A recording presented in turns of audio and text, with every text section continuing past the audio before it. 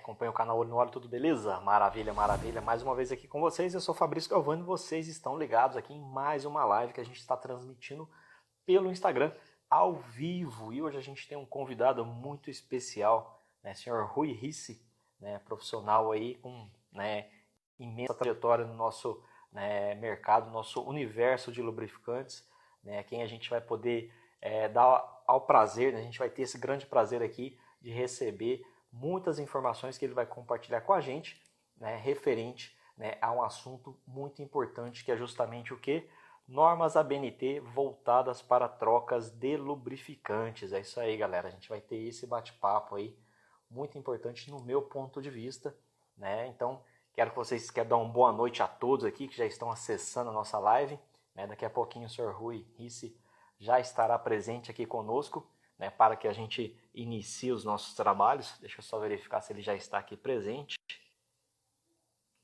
Quero agradecer a todos que estão compartilhando com a gente aqui, né, suas perguntas, suas dúvidas, sempre 24 horas antes da gente iniciar nossas lives, tá, galera?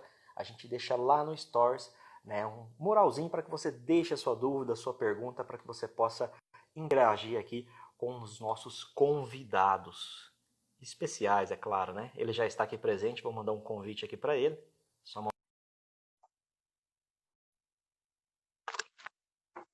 E depois eu peço que vocês deixem aqui nos comentários o que vocês estão achando da live, se está tudo legal.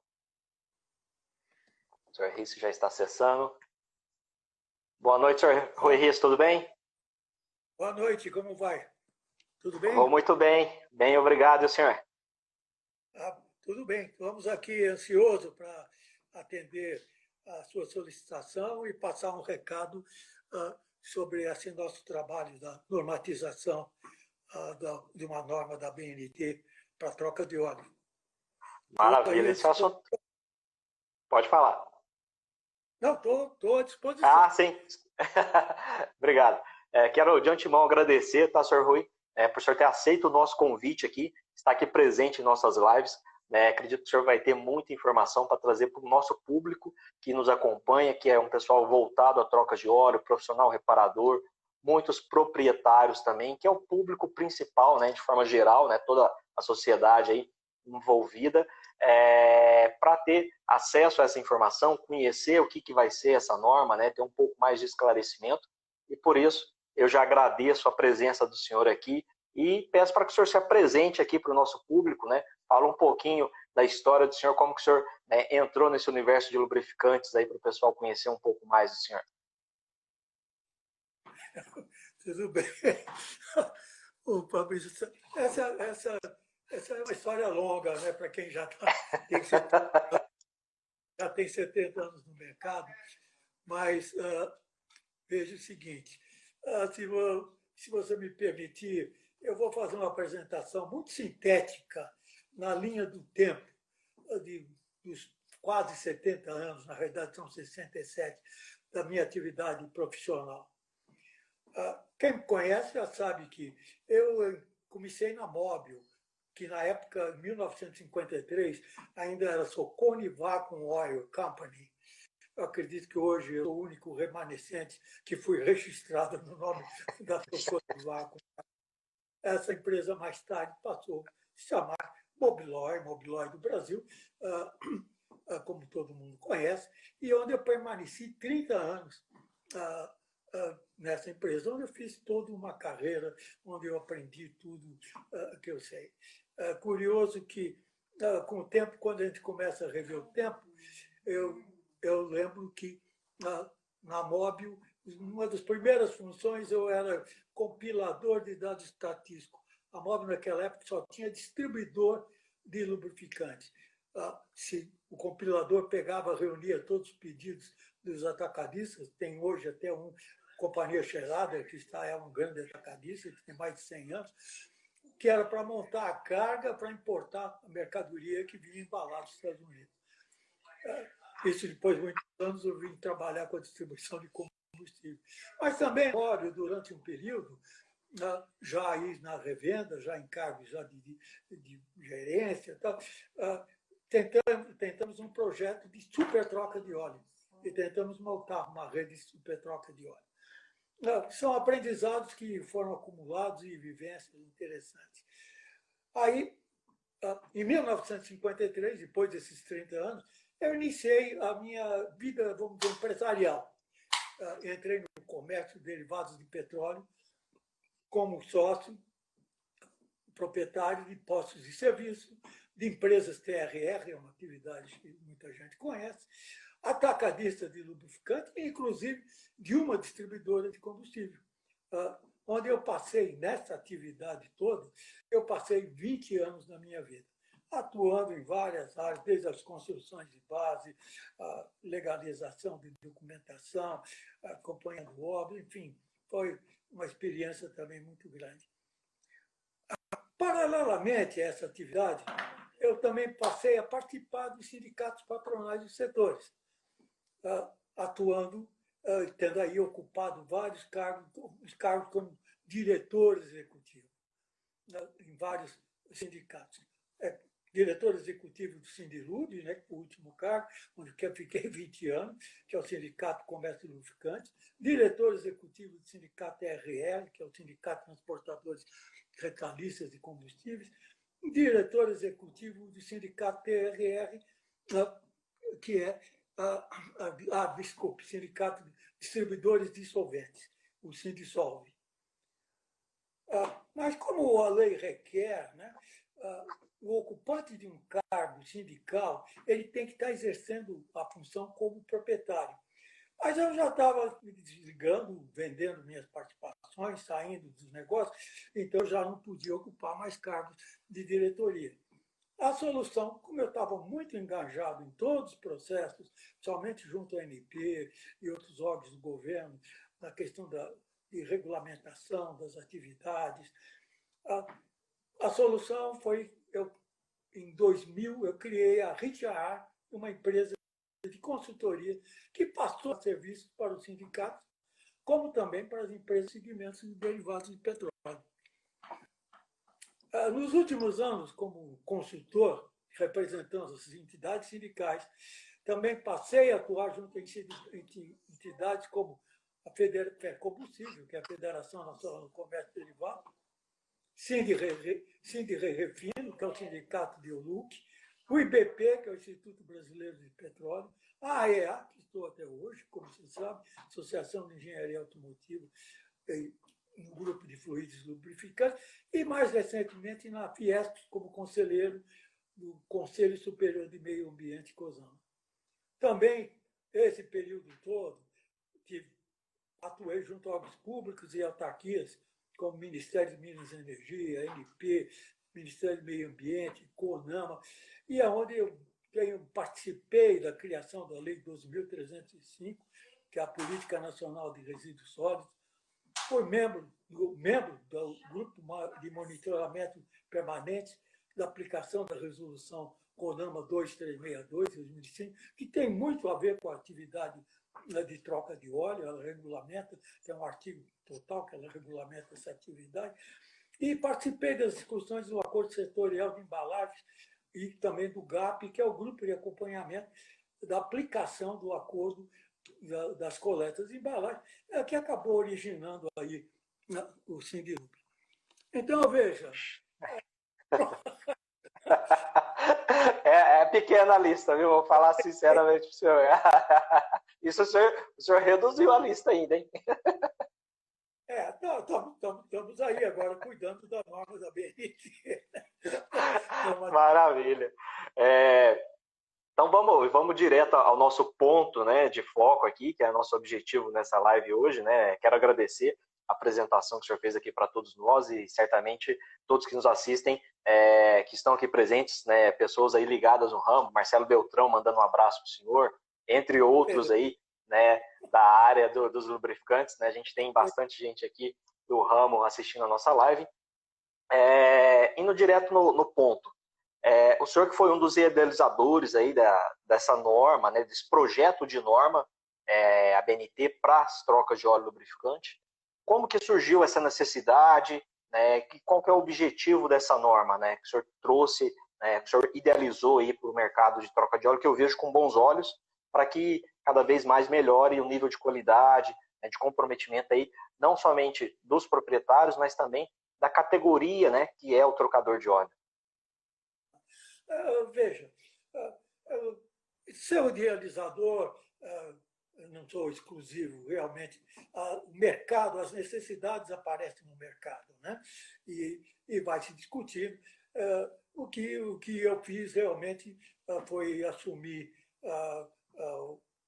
tocar essa norma, discutir essa regulamentação dessa atividade.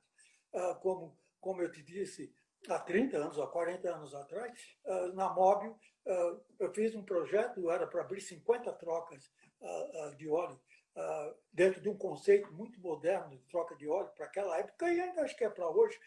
Tá? Fui ver como se operava as trocas de óleo fora do Brasil, porque isso não é um negócio de brasileiro. Quick Change Oil tem nos Estados Unidos, são cadeias enormes de franquia. Tem no México, tem na Colômbia,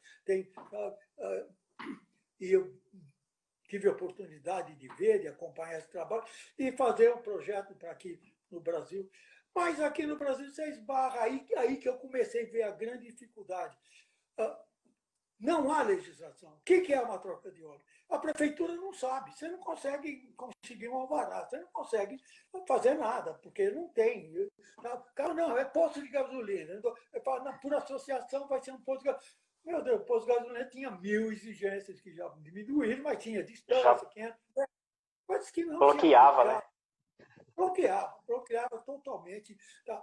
E isso acabou inviabilizando, porque uma multinacional que está disposta a investir por dinheiro em parceria com os operadores, fornecendo equipamento incomodado, ela tem que ter tudo dentro da lei, e era impossível, foi impossível. Fizemos alguns projetos, pilotos, rodaram muito tempo, foi muito interessante, mas isso acabou. Hein? Então, ficou essa necessidade latente. Sabe quando uma coisa é um desafio e você fala, não me conformo com isso, vamos ter que mudar esse negócio. E aí houve um movimento de uma tentativa, foi em 2011, se não me engano, de se começar a desenhar, dizendo que uma norma é uma coisa muito complexa, né? E tem que ser pela responsabilidade de criar uma norma. Não se cria uma norma para atender meia dúzia ou interesse particular. Uma norma tem que atender a sociedade e todos aqueles que são atingidos, envolvidos pela norma. Né? Então, uma pergunta que sempre fazer, como sempre, por que criar uma norma BNT para troca de óleo lubrificante e qual a sua importância? Né? Então, o objetivo é criar procedimentos básicos de manutenção, que é o primeiro passo na preservação da vida útil do veículo, do proprietário, que é o seu patrimônio, o seu carro. Né? Através de uma norma BNT, que deve ser, então, observada nos serviços de troca de óleos, ela tem que ser também acessível a todo o público, ela tem que ser de conhecimento, e todo o público por lá envolvida, incluindo quem? Todos os players. A indústria automobilística, tá? Que tem um interesse na os fabricantes de lubrificantes, de graxas, fabricantes de aditivos, fabricantes de fluidos, o comércio atacadista e varejista, e fornecedores de insumos, de equipamentos. Tá? Esse é um público todo que tem que estar envolvido, interessado nessa norma. Né?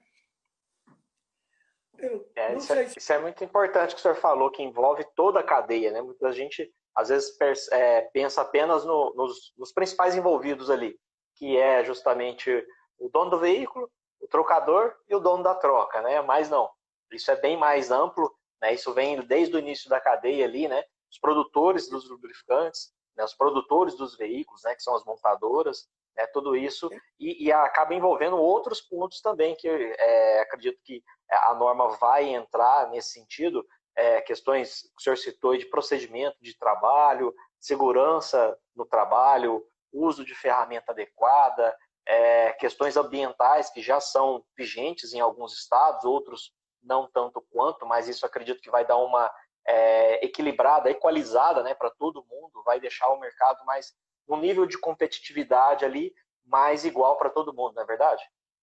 Sem dúvida. Eu acho que, se você me permite, eu acho que é importante fazer uma contextualização do a importância da norma, o que é a norma. Eu te confesso, e eu mesmo, que em toda essa minha experiência, conhecia as normas, é claro, ia construir uma base de distribuição de solvente ou uma base de TRR, vinha lá, a ANP, ou seja, a do IBAMA ou quem for, tem que atender norma tal, norma BTNT, o bombeiro, o corpo bombeiro está cheio de... Ok, aí eu pegava a norma, eu tocava o projeto, mas quando eu comecei a me envolver na norma, eu comecei onde está a origem disso? Qual é a origem disso? Então, eu vou contextualizar, porque como eu não sabia, eu vim saber bem mais tarde, eu acho que muita gente ainda não sabe. A norma, a BNT, na realidade, existe uma hierarquia toda na questão da normatização, que é um negócio no mundo. É um negócio no mundo. A coisa começa lá na ONU. A ONU, que é a Organização das Nações Unidas, foi criada logo após o fim da Segunda Guerra, em 1945. Pertence à órgão, a Organização Mundial de Comércio, que tem como objetivo regularizar e gerenciar todos os acordos comerciais dos países do mundo. Agora, para gerenciar, organizar, precisaria ter normas, normatização. Cada um faz de um jeito, não vai conseguir se fazer, realizar comércio e fazer intercâmbios comerciais nisso. Então, foi criado o ISO. O ISO pertence à Organização Nacional do Comércio. Então, você vê que ONU, Organização do Comércio, ISO, que é a Organização Internacional de Normatização. Ela fica situada em Genebra, ela foi criada em 1947, antes ela tinha um outro nome, mas a finalidade dela é definir padrões internacionais para a garantia que os produtos e os serviços que sejam comercializados, ou então importados ou exportados, obedeçam, tenham um padrão de normas que assegure que você está importando alguma coisa correta, que você sabe que você está importando, ou se você estiver exportando, tá? Ou se você vai montar alguma coisa aqui, você tem as normas que lhe orientam como deve ser seguido. No Brasil, quem representa isso no Brasil é a BNT. A BNT é o órgão oficial que representa no Brasil. Na Europa toda, é a ISO própria, porque ela está lá na Suíça, está em Genebra, então é ela que representa o mundo. Mas nos Estados Unidos, quem representa também oficialmente nos Estados Unidos é a ANS, que também é um órgão equivalente à BNT no Brasil. Mas aqui nos Estados Unidos foram criadas normas independentes, que passaram a ser até muito mais conhecidas de todos nós, que é a API, que é o SAE, que é a STM. Tá? Eu aqui acredito que nós já estamos caminhando aqui também para ter a criação de normas independentes. Uma vez que o Estado vai saindo ou não cumpre o papel dele, não adianta ter uma norma da ANP, uma norma do Inmetro, ou seja, que for, se não a fiscalização não é cumprida e ninguém cumpre as normas. Então, já se começa o setor industrial, as áreas interessadas, para sua própria proteção, começam também a pensar em ter normatizações próprias, privadas, como são lá nos Estados Unidos. A Associação Brasileira de Normas Técnicas, que é a BNT, ela funciona com diversos setores, ela tem uma secretaria do Comitê Brasileiro Automotivo, que é conhecido como CB005. Ele reúne os setores econômicos de veículos rodoviários e atua na normatização de automóveis, caminhões, tratores, ônibus, motocicletas, ciclomotores, bicicletas, autopeças e componentes para reparação de emissões veiculares. Você vê a extensão desse CB, que é o Comitê Brasileiro de Automotivo. Ele fica aqui em São Paulo e quem gerencia o CB é o José Luiz Albertini, com quem nós mantemos muito contato direto com ele. Então, você veja, a BNT ela tem que acatar a solicitação de uma norma. Nessa segunda fase, teve a primeira fase em 2011, tentou desenhar uma norma, mas a coisa não avançou e morreu a norma. Quando eu resolvi, junto com dentro do Sindilub, discutindo, sentindo a necessidade do mercado, né, eu discuti, vamos recuperar essa norma, tá? E entrei em contato com a BNT. Aquela lá, olha, vão ter que fazer uma nova solicitação, uma nova justificativa para passar, para ver se a NPE, se a BNT vai realmente abrigar, aceitar que se comece a norma. Aí teve que começar do zero de novo ou não? Deu seguimento ao projeto anterior? Não, começou do zero outra vez. O anterior foi apagado, ligado fora. Não, porque em 10 anos a própria... Muda muita coisa, né? A própria a BNT ela é dinâmica. As normas que são publicadas, elas são revistas.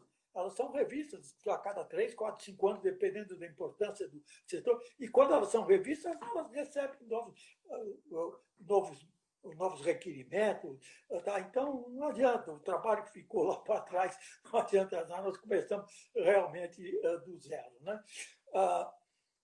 Mas aí nós discutimos esse problema no âmbito da AIA, da Associação de Engenharia Automotiva, onde o Sindilub faz parte, eu participo, eu que represento o Sindilub dentro da AIA.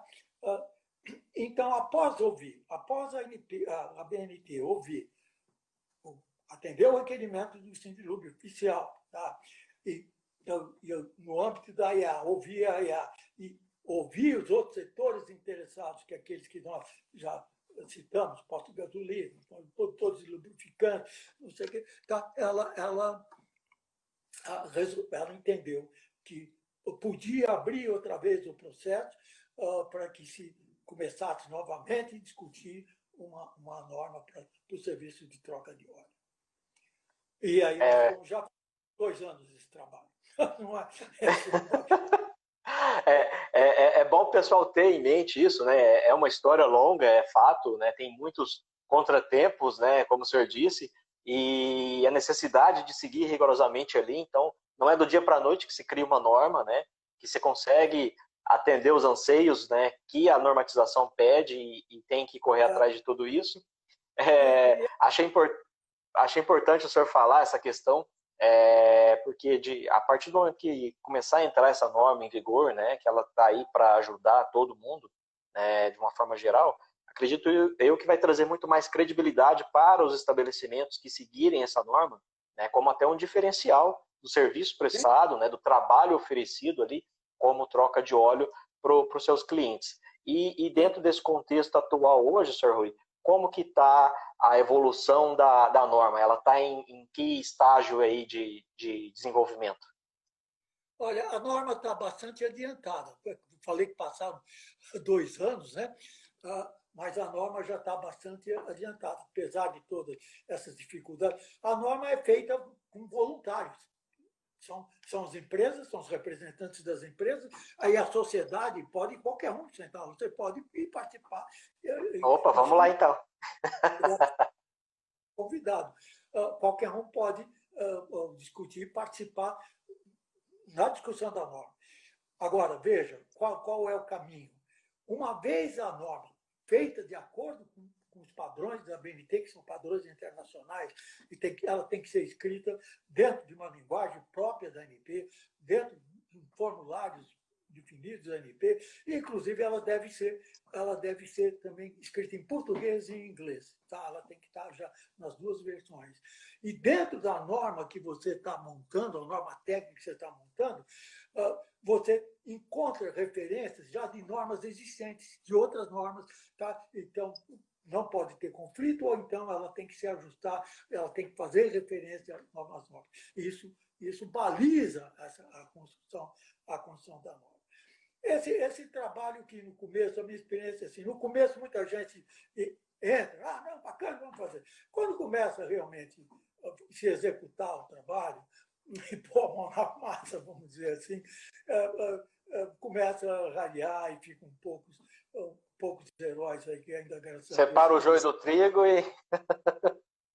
Exato. Mas você perguntou em que fase nós estamos. Essa norma, nós começamos com uma norma de troca de óleo para motor, veículos automotivos. A primeira discussão era se era só motor ciclo-Otto ou motor ciclo-Otto e diesel. Bom, não tem como ter essa discussão, mas acabou ficando ciclo-Otto e diesel. Tá? Então, cada passo desse foi elaborado. Agora, quando você começa a discutir a norma, então, a troca de óleo para motor de óleo diesel. Mas aí você tem outros requisitos que envolvem requisitos da instalação, requisitos da qualificação do profissional, tá? O requisito institucional, o porquê da norma. Então, realmente, dentro de uma norma, você tem, na realidade, 2, 3 normas. Ela recebe um número, sequência, mas cada capítulo recebe 1, 2, 3. São capítulos independentes e à parte. Hoje, o texto base da troca de óleo de motor, que é a parte primeira, e o vocabulário, ele já está 95% elaborado. O texto base de requisitos para uma troca de óleo, quais são os requisitos que ela deve ter para funcionar, está aqui a parte 2, ela também já está 98% elaborada.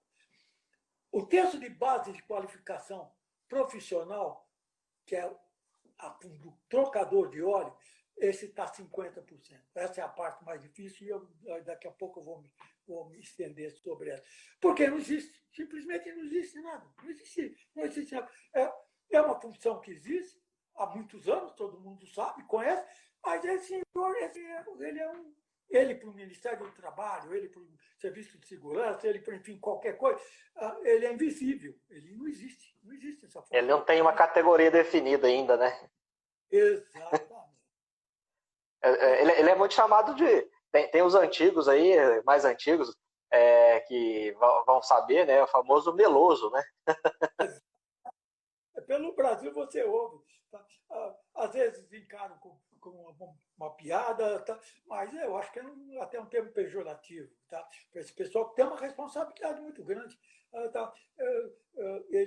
Ele nasce ali dentro de um posto, ele nasce da sua curiosidade, e no fim ele vai fazer a troca de um óleo. Você compra um carro, 100, 200, 50, sei lá o valor do carro, hoje os carros levam para fazer uma troca de óleo, você entrega na mão desse cidadão. E não importa se você é engenheiro, advogado, médico, não sei o quê, ele fala, doutor, o óleo é esse, aquilo, aquilo, ele faz assim, não sei o quê, e é curioso. Ele tem essa propriedade de empatia e de convencimento. É isso que faz a diferença desse pessoal. Então, você imagina esse homem tendo uma classificação, e sendo treinado, o quanto vai contribuir para a evolução. Ainda tem um ponto, o texto institucional que cobre toda a norma, ele está já 70% pronto. Mas ainda tem um detalhe, porque toda norma ela precisa ter um patrocinador, ela precisa ter um patrono, ela tem que ter um padrinho responsável. E nesse ponto eu estou em 0 ainda, nós não temos um padrinho. Porque desde o começo o padrinho responsável, o padrono, era claro que seria o Sindilup, e é ainda, mas esse papel de patrocinador, de patrono, envolve custos, envolve para divulgação, para tratar, para palestras, para uma série de coisas. Porque o texto estando pronto, entregue da BNT, revisado, atendeu todos os parâmetros, esse texto aceito e tendo a confirmação que ele atende à sociedade e não atende só um segmento, ele é de interesse da sociedade, desses players que nós falamos, né, consumidor, indústria, aí essa norma é colocada em audiência pública. ela é aberta uma audiência pública e tem que ser feita essa divulgação nacional da audiência pública, é um prazo, a audiência pública aí é discutida a norma. Na audiência pública, ela pode sofrer reparos, pode sofrer restrições, pode sofrer, tá? Como acontece na ANP, em outros órgãos onde se submete em audiência pública. Normalmente, costuma ser um ponto crítico a audiência pública. A audiência. Porque, isso está em função de como você desenvolveu a norma.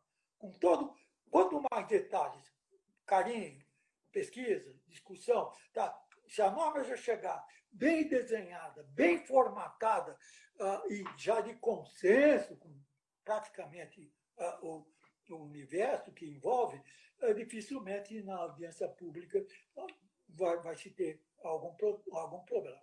Mas então é assim, nós estamos nesse ponto.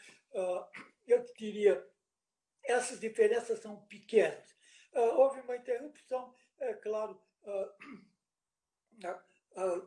começou, à medida que vai complicando a norma, tá? Aquilo que eu te disse, nas primeiras reuniões apareciam 20, 25 pessoas, tá? Depois começaram a aparecer 10, 5, e hoje está resumido num grupo de meia dúzia que tocam a norma. E há uma certa exigência, a norma precisa ter um coordenador para a norma, tem que ter um secretário das reuniões, que tem que ter as atas de acordo com o procedimento. Tá?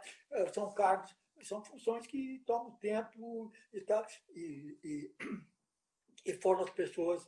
Alguns saíram, perderam o emprego, estavam usando essas funções e saíram da empresa que tinha interesse na norma, saiu e a empresa não repôs ninguém para tocar esse serviço. As coisas. Maravilha. As coisas. Porque aí você começa já com a crise do mercado, que já vinha, o país já vinha com uma porção de problemas da economia, do desenvolvimento, da incerteza política. Bom, não precisa dizer que culminou a partir de março, culminou com o problema da quarentena e esse isso atrapalhou muito. Aí parou. Nós tivemos uma primeira tentativa de fazer pela internet, né? Até foi o próprio Albertini que incentivou, ele até participou de algumas, mas não, é aquilo, a falta de, inclusive, de experiência. Eu estou fazendo slide com você aqui, é a primeira vez que você faz. É uma honra para mim, senhor Rui.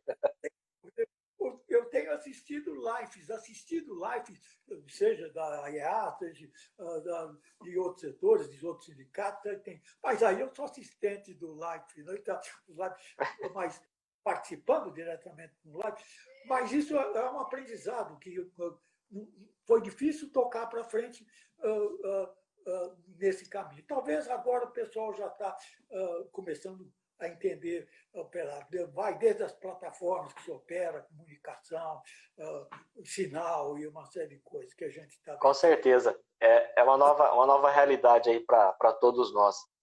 Que eu queria perguntar para o senhor, o senhor falou que ela está bem avançada, né, em 2 pontos principais, um que está um pouco mais, está ali 50%. Existiria uma data prevista para ela estar entrando em vigor, uma previsão aí de quando ela deve entrar em vigor? Não tem a data, porque não tem. O processo é aquele que eu lhe disse. Quando nós tivermos todos aqueles pontos que eu comentei, no nosso entendimento, 100% perfeito, né? Não 98%, 95%, mas entendemos, os capítulos estão 100%, nós vamos encaminhar para a BNT.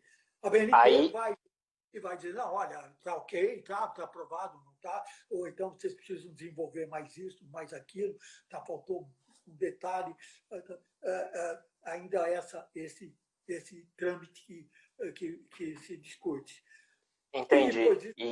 Depois disso, como diz, vamos dizer que todos os pontos que se criou, novos, encaminha.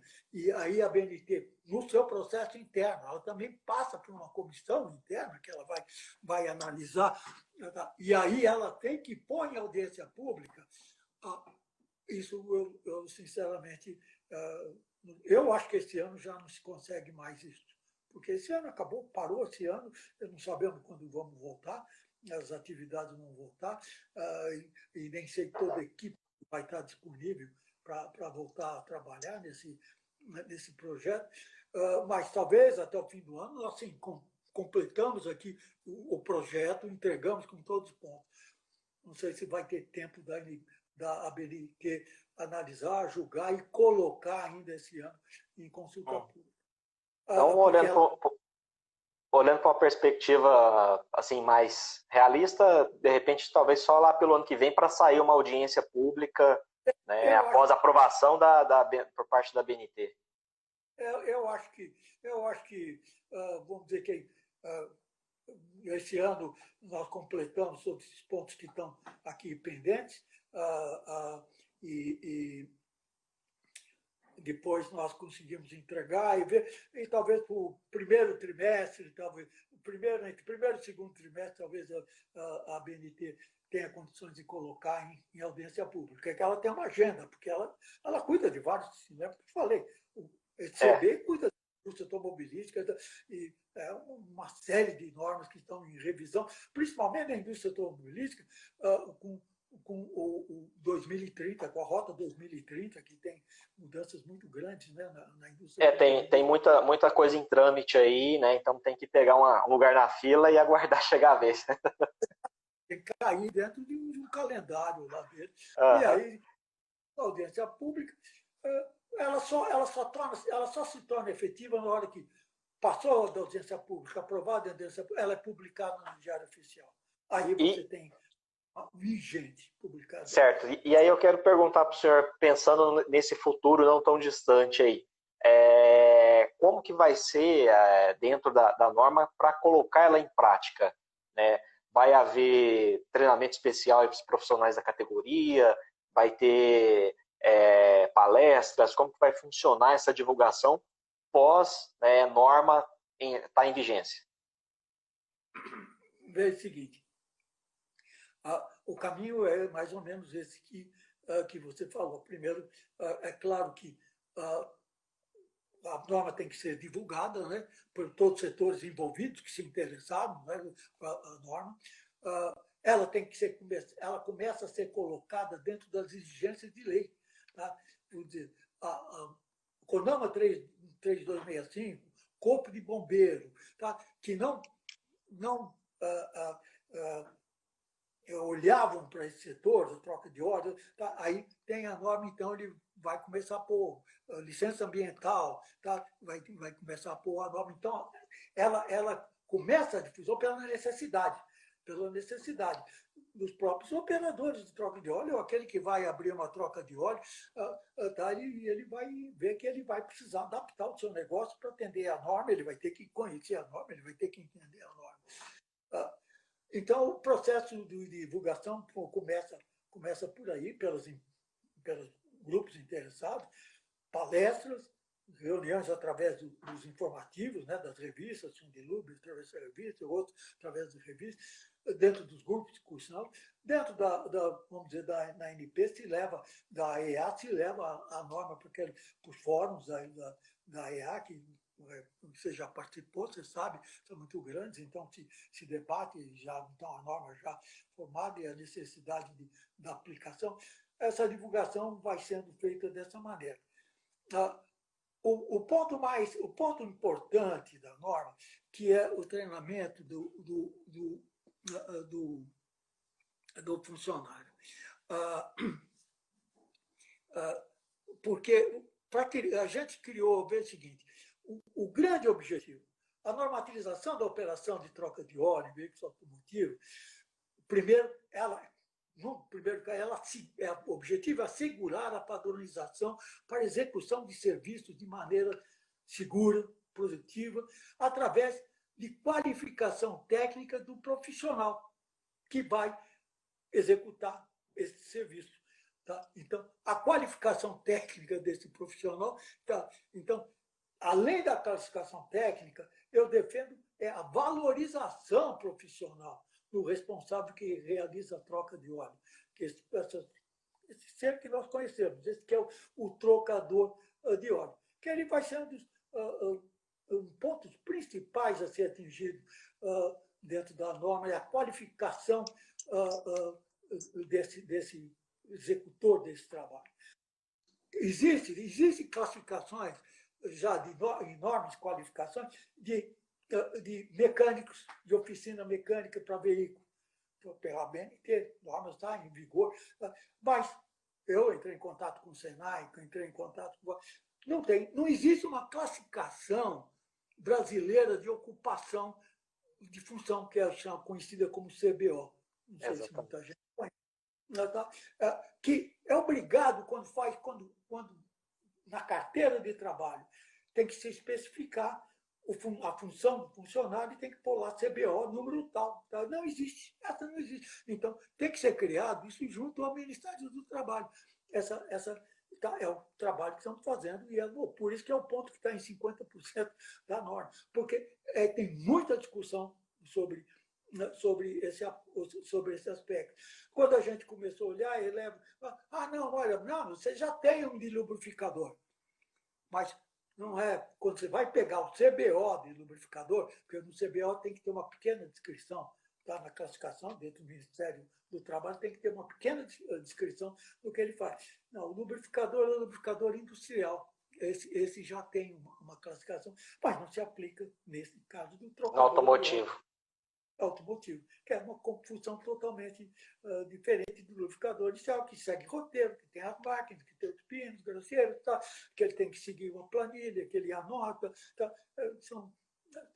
É importante, tá? Uma responsabilidade muito grande, mas maior a responsabilidade é realmente do trocador de óleo, que vai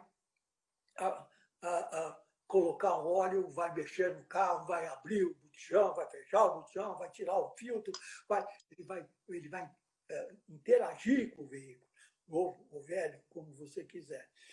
Então, a descrição de função que nós estamos discutindo é um ponto de bastante discussão, porque é um problema de entendimento, o entendimento das próprias pessoas com quem a gente sente e discute. Uns já têm maior experiência de campo, tá?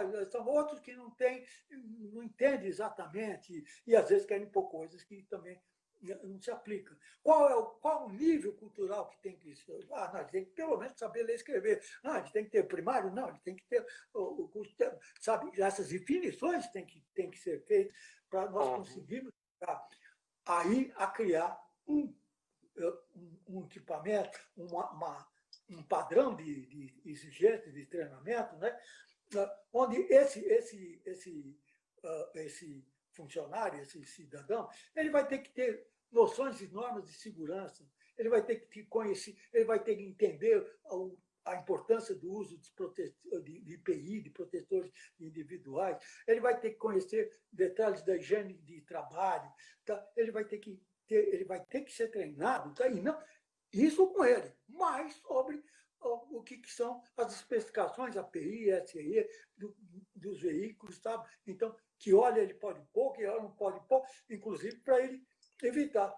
Veja, eu quero aqui aproveitar para destacar uma importância do papel dessa norma, que sem dúvida, de preservação da vida útil do motor, e também, porque quando você fala nós estamos falando em motor, mas nós vamos atingir a caixa, a transmissão, tá? Nós vamos mexer em filtro, nós vamos mexer, tudo que e tal, nós vamos mexer.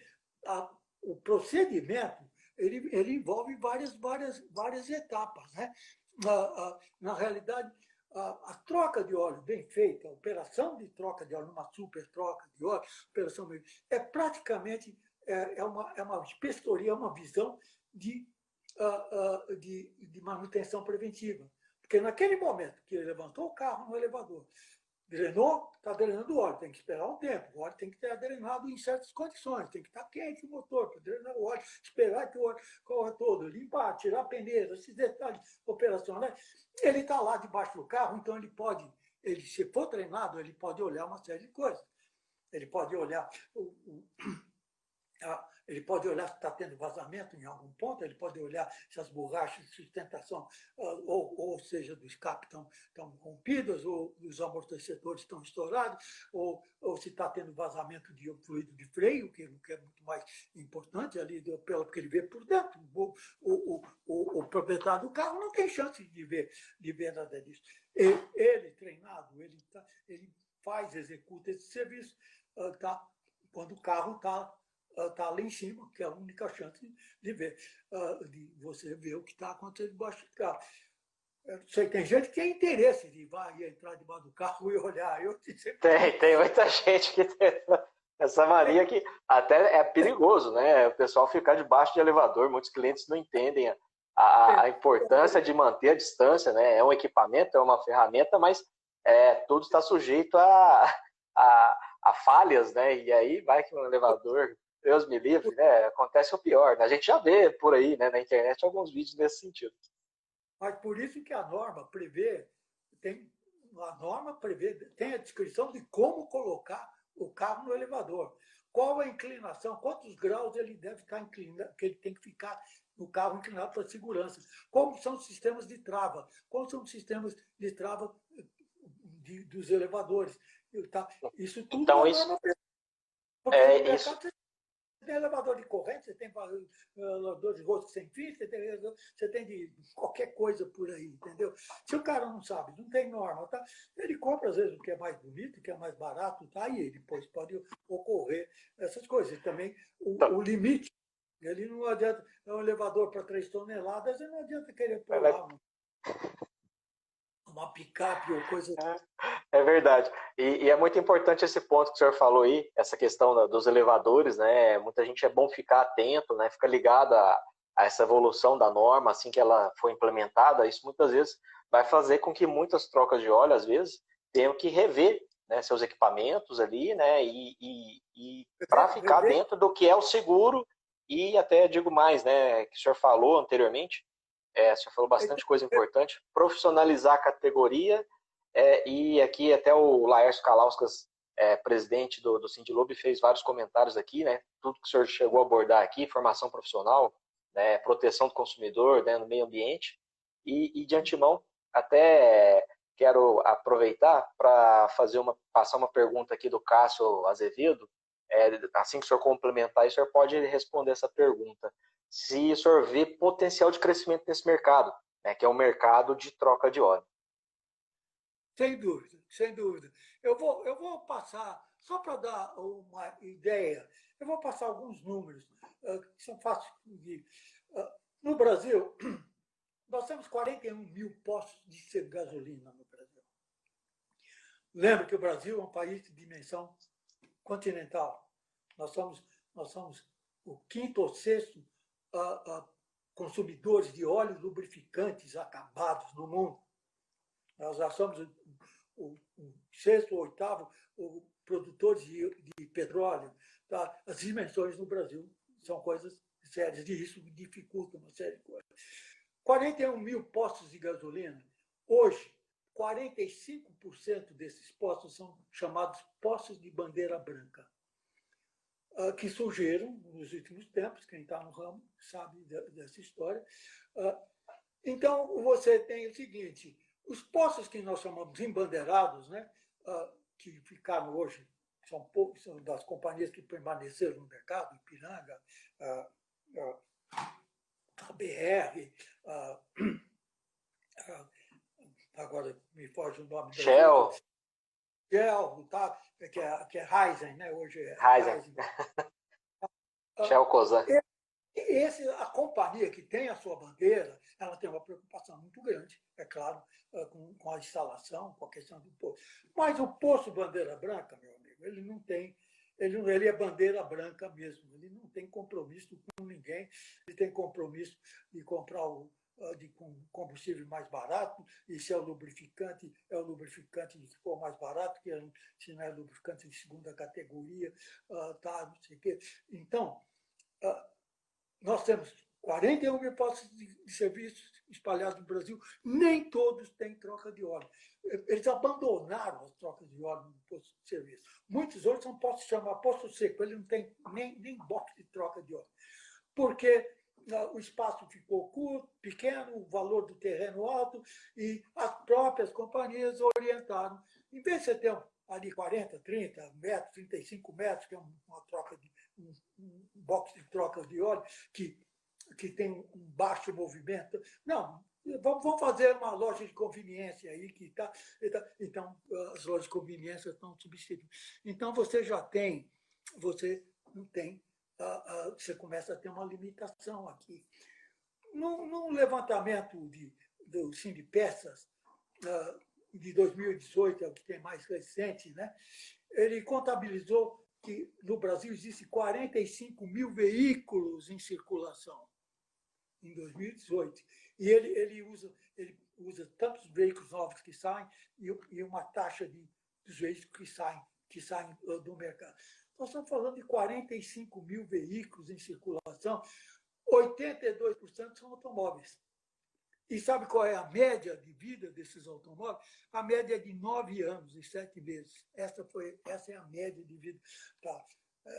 É pouca gente que troca o carro todo ano, ou cada 3 anos. A população fica com o carro muitos anos, sabe? Fica com o carro muitos anos. A cadeia do setor de automóvel, nós temos 26 montadoras. No Brasil, montadoras operando. E ainda você tem 67 fábricas que montam, que faz assembly de veículos que tem motor, que usam combustível. E ainda nós temos 582 indústrias de autopeças e 3 mil concessionários de veículos automotivos, de automóveis. Onde você acha que esse universo esquece o momento que nós estamos passando? Houve uma queda muito grande do consumo de gasolina, a desregulação dos automóveis, mas isso é passageiro, sem dúvida é passageiro. Onde é que vai se executar os serviços? Não, certamente o pessoal vai procurar troca de óleo e eu vejo também com bons olhos, assim como o senhor vê, a perspectiva de crescimento aí para esse ramo, mesmo a gente tendo vista no futuro, a questão dos elétricos, sim, estão aí, mas a nossa matriz energética aqui está tendendo bastante para um híbrido, né, que vai precisar de troca de óleo. E vamos contar a vida útil aí do veículo, mais 10 anos, no mínimo 10 anos ainda de trabalho pela frente. E o que a gente observa é o seguinte, à medida que você vai para os bairros periféricos, nos grandes centros urbanos, ou então você vai para o interior, os veículos mais antigos eles vão passando. Né? Compra um veículo novo, o cara vende, o outro revende o veículo. E aí ele não vai levar numa concessionária. Ele não vai levar. O que ele se recorre, ou ele vai numa oficina mecânica, que faz o serviço mecânico, aí precisa trocar o óleo, aí o mecânico sai correndo, vai na loja de autopeça, compra 2 litros de óleo, leva lá e troca o óleo, e depois não sabe o que faz com aquele óleo, joga no esgoto, ou joga na sarjeta, a embalagem ele também joga dentro do lixo. Nós estamos falando aí de um problema sério ambiental. Então, eu vejo, é claro, crescimento, mas através, porque quando tiver a norma também, vai ter interesse em se investir nisso, vai ter esse interesse em criar redes, e até projetos de franquias, que não faz porque é aquele coisa que eu te contei há 30, 40 atrás. Não tinha como você fazer para uma área que é totalmente esquecida. Exatamente. Não tinha essa estrutura que precisa ter, né? Essa questão da formação do profissional, a profissionalização da categoria, né? Ter ali instituições que dão suporte para tudo isso. E eu quero deixar aqui frisado para todo mundo que está assistindo essa live, ela vai ficar disponível depois lá no YouTube também. Então, se você perdeu ela aqui, né, tá assistindo, começou a assistir agora, né, pegou o finalzinho, não se preocupe, a gente vai deixar ela disponível lá no YouTube.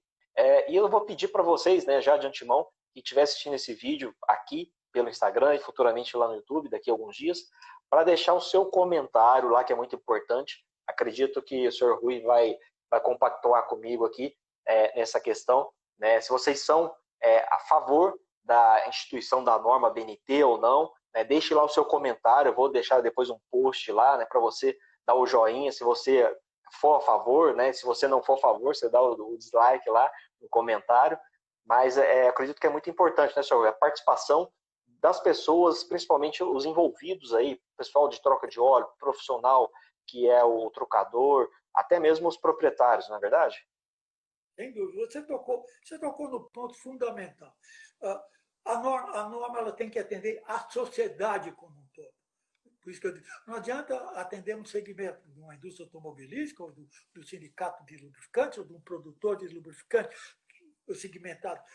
Não. Perdão, ela tem que atender a toda a sociedade, que são os consumidores. Tá? E é preciso ter essa manifestação firme da sociedade. Sim, a norma é interessante, gostaríamos de ter a norma. Tá? Olha, esse trabalho que você está fazendo é ótimo. Eu te confesso que, quando você me convidou, eu vi essa oportunidade de conseguir esse apoio aí da sociedade numa alavancagem, criar uma alavancagem muito forte para se tocar a norma e, inclusive, para trazer novos envolvidos. O convite está em aberto. Tá? Pode vir participar das reuniões, tá?